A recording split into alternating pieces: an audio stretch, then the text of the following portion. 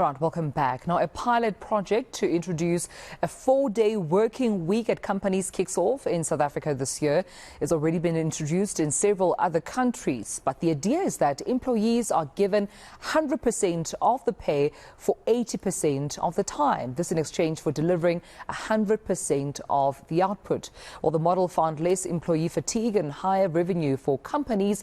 But will something like this actually work in South Africa, especially considering our labour laws? Herbert Smith, Freehills employment lawyer, that's Jacqui Reed, chats to us about this. And Jacqui, thank you so much for your time. Good morning to you. That's the big question for someone quite keen and excited to hear of a potential 4 working day week project being trialled in South Africa. May also wonder if this will work in the South African context given our laws. What's your take?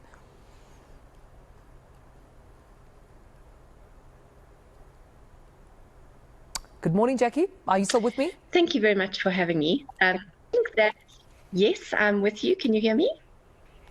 All right, I think there might be a bit of a delay. You may go on, Jacqui. Apologies. Thank you so much. So I think insofar as a 4-day work week is concerned, the first issue would be obviously to look at contracts of employment.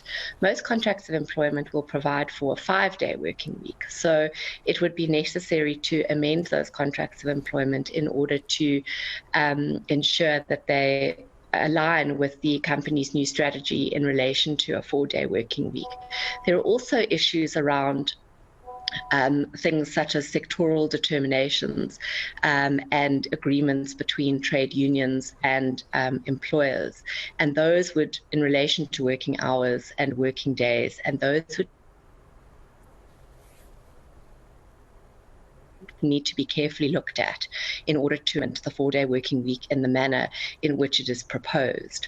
My understanding of the proposition is that there would be a 4-day working week, but there would not be any reduction in remuneration as a result of a reduction in the number of working days. And that's quite important because remuneration is a term and condition of employment. And where you have a change to a term and condition of employment, you may not unilaterally impose it as an employer. You would need employees' consent. So insofar as that's concerned, it's quite fortunate that the proposed approach is such that remuneration won't be changed. It is probable that most employees would agree to the change to a 4-day working week, particularly those who currently enjoy the working from home model or the hybrid model and so on. And it would probably attract talent in circumstances where an employer said that you could engage in a 4-day working week. Importantly, though, the employer would have to ensure that all the appropriate KPIs and KPAs, in other words, the performance indicators, the key performance indicators, would still be in place, and employees would still be required to comply with all their performance requirements, and performance reviews would still take into account the manner in which their performance was conducted. And output is obviously the key determining factor here as opposed to the number of hours worked.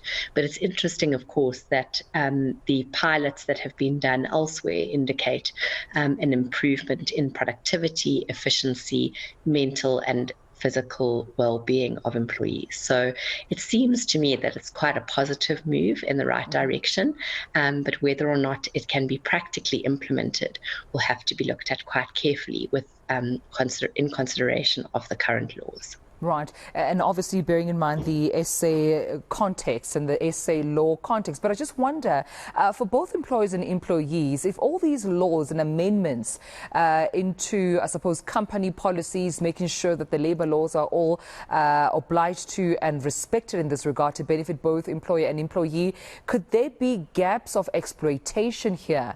Should that not be thoroughly looked into? Well, of course. I mean, I think in all circumstances, there are employers who will unfortunately attempt to exploit employees and take advantage of certain laws. This occurs regularly in any event, in certain in certain circumstances. So, for example, you have employers that make their employees enter into fixed-term contracts for periods of time so that they can avoid the dismissal provisions in relation to employees. So that when they want to dismiss someone, rather than going through a dismissal process, they just wait for the fixed-term contract to expire and they say, your contract is now expired, your employment is terminated. So there are, and as well, there's also the example where an employee is employed or engaged as an independent contractor, and they're in fact an employee, and independent contractors are not covered by the labour legislation, whereas employees are. So there are many examples of where employers attempt to avoid the consequences of the employment law legislation, and we see this from time to time, and certainly that would be something that the legislators would look at. They've amended certain legislation in relation to fixed-term employees that earn below the threshold and so on, in order to try and protect vulnerable employees against these kinds of practices. So certainly this is something that the legislators are well aware of and would be considered. Your network there not on our side, Jacqui, but I'm just going to ask you this last question. Hopefully it will clear up. We're talking about the exploitation of, or the exploitation by employers against employees. But what happens if we flip the coin a bit here and employees themselves tend to take advantage of this 4-day work week? We've seen, we've had conversations around moonlighting, side hustles. Could this also be an opportunity for employees to see a gap for an extra day where they could pursue side hustles and moonlight? And is it one that employers will definitely need to look into in as far as, contracts are concerned, should this workday, of course, be implemented? Yes, so absolutely. That was something I was thinking of, is a number of employees will probably take advantage of the fact that there's a 4-day working week, and they would then use that extra day in order to perform other work that they could possibly perform. So all contracts of employment usually provide that in circumstances where you are employed by an organization, you are required to ensure that the time that you are spent working with the employer, you provide 100% of your your work time is focused on that. But in circumstances where you only are required to engage in a 4-day working week, of course, that 5th day you could use for other things. And certainly that would probably also improve employees' mental health and well-being, because in those circumstances they can probably also engage in things that they would otherwise not have engaged in, and ensure that their mental health is put into the forefront and is a priority for them. They've also indicated that things like exercise are more prevalent in circumstances where there's a 4-day working week, again, for physical health. So, there seem to be a number of benefits to the 4-day working week, and certainly employees would be entitled, presumably, in circumstances where there is a 4-day working week, to utilize that additional time in order to make extra income or to spend more time with their family, or whatever it is that they want to do during that period. So as long as they focus during those 4 days on the output as required and perform in accordance with their KPIs, there shouldn't be any difficulty insofar as an additional side hustle, for example, is concerned.